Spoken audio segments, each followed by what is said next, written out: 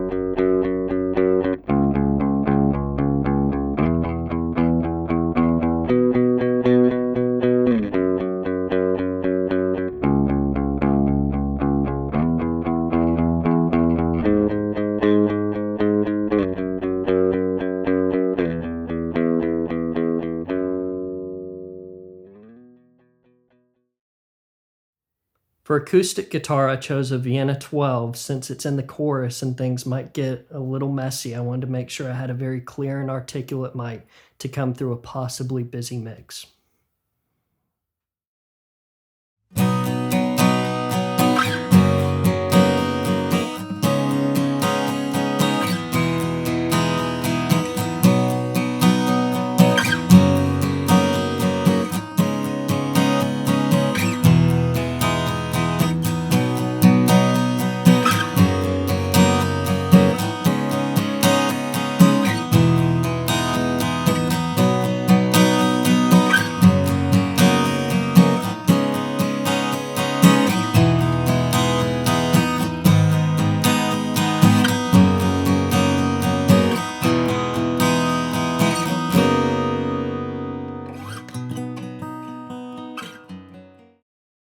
For this open back banjo, I chose a Cremona 251.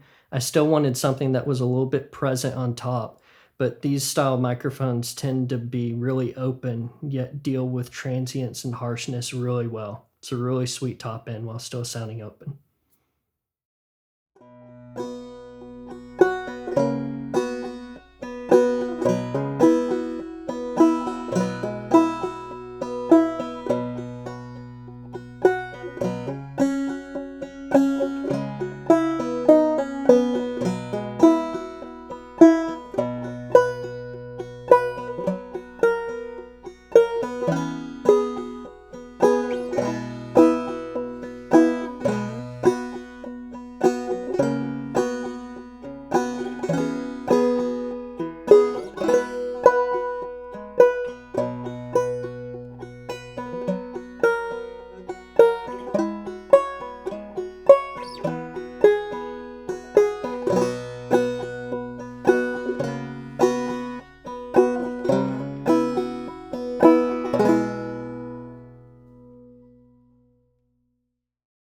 For vocals, I'm going to give you two different flavors to choose from.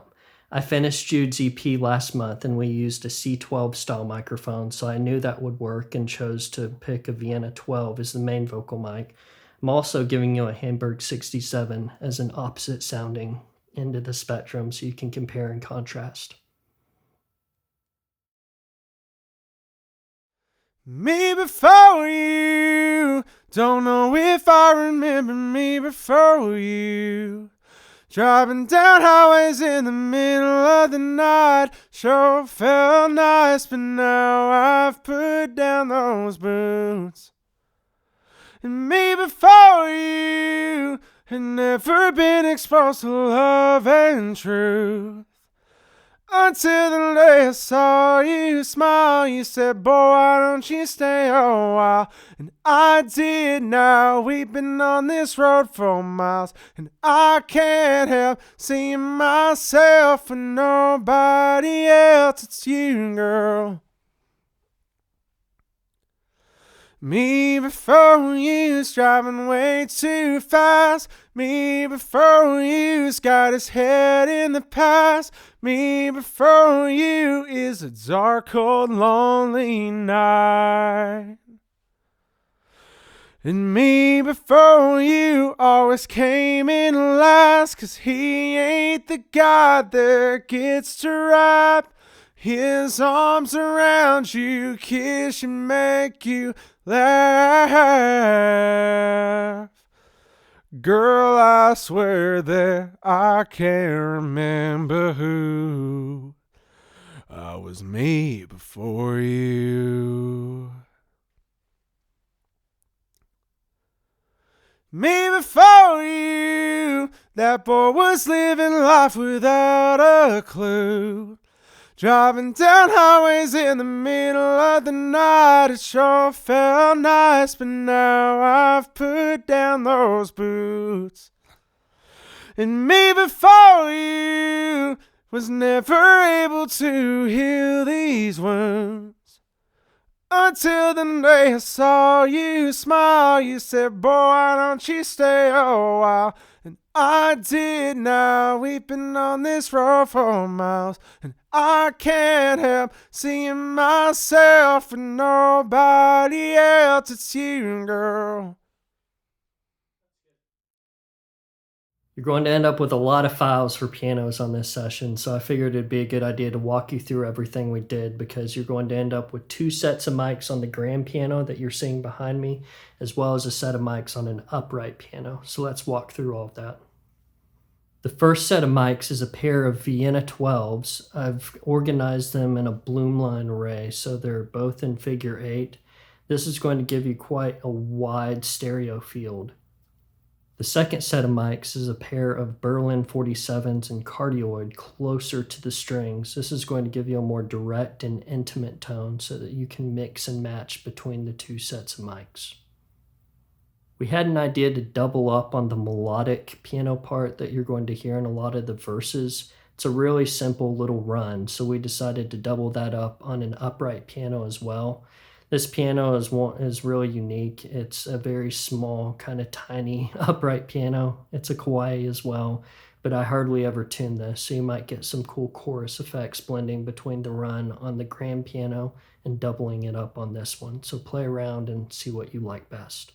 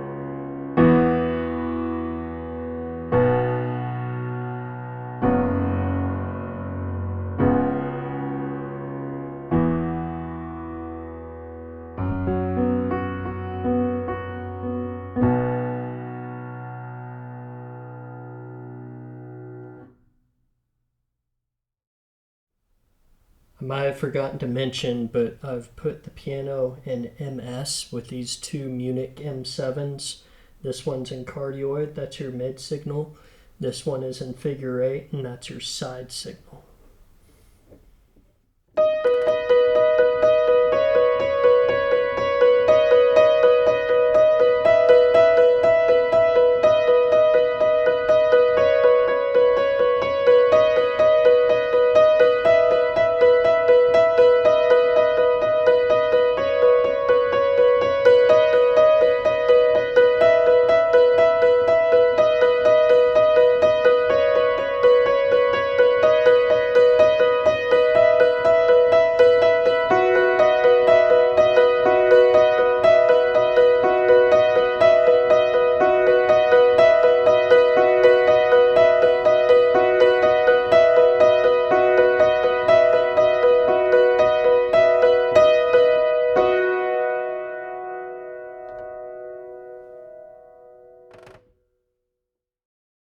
We were able to utilize almost every single mic that ADK makes in their solid state mic lineup for the drum set behind me.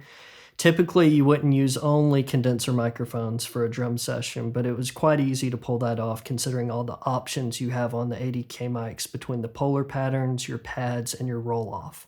So let's walk through each of the choices that I made on the drum set. For the space stereo overheads, we chose to use a pair of Vienna 12 mics. This is probably the brightest mic that ADK makes in their solid state mic lineup. We chose a cardioid pattern for those and the less severe -8 dB pad. It was a little tight getting a larger mic on the snare, but thanks to a latch leg extra boom, we were able to fit it in. We chose a Hamburg 67 in cardioid with a minus 16 dB pad and the more severe roll-off.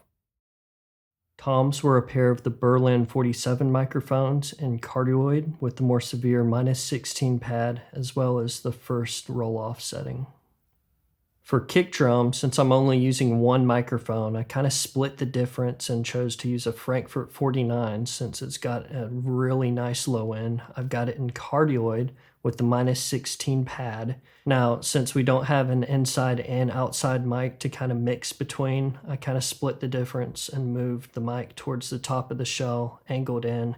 This is a technique that you'll see a lot of engineers like Eric Valentine utilize when they're just miking the outside of a kick drum. Instead of using the roll-off on the mic, we actually all preferred the roll-off built into my API console. It was a little bit more subtle than the first roll-off, and it just sounded a lot better, so we went with that one.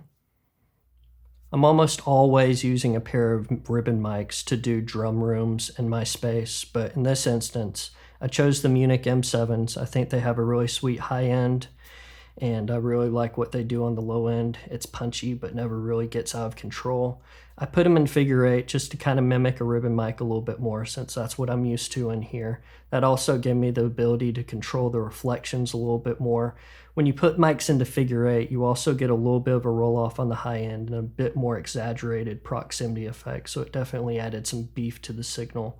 The only other thing I did on the Munich 7 room mics was that I ran them through my Heritage Grandchild compressor. It's probably doing about 3 or 4 dB of compression. It's just adding a little bit of energy to everything since all the other mics on this drum set are completely flat without any processing.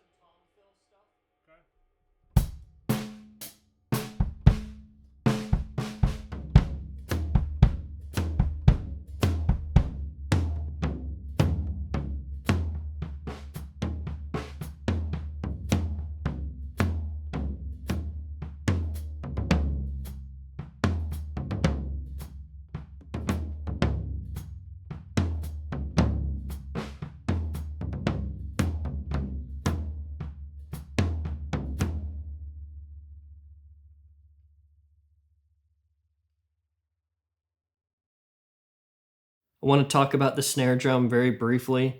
Once I had finished the sessions and got to the mixing stage, I noticed that there was just a little bit too much hi-hat bleed in the snare mic for my liking.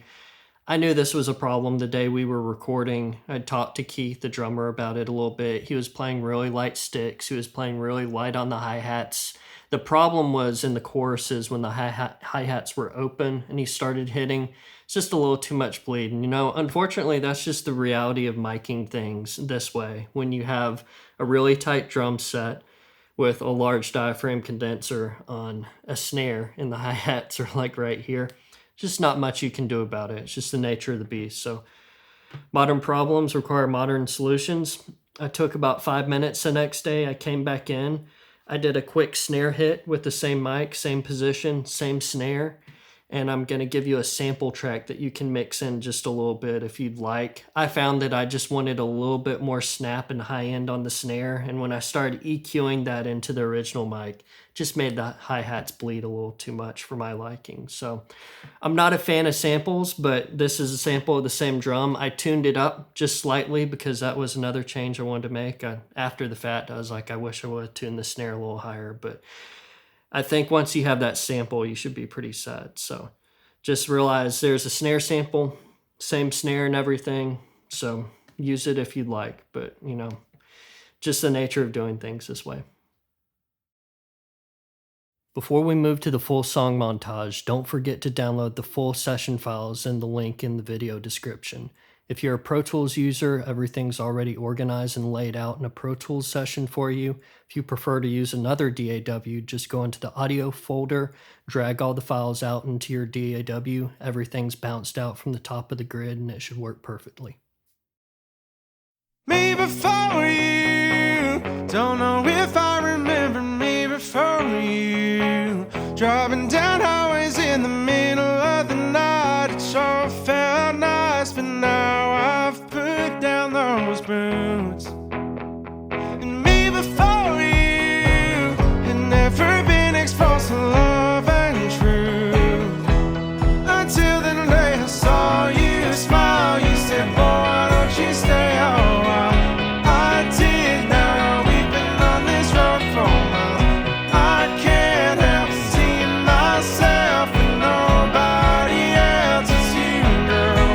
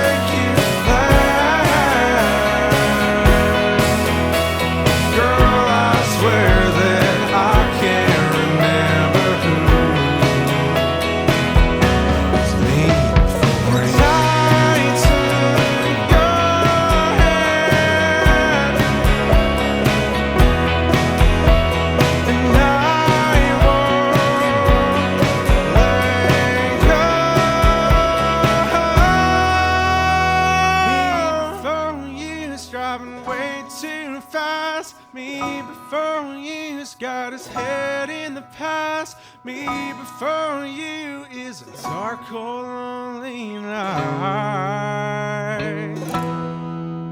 And me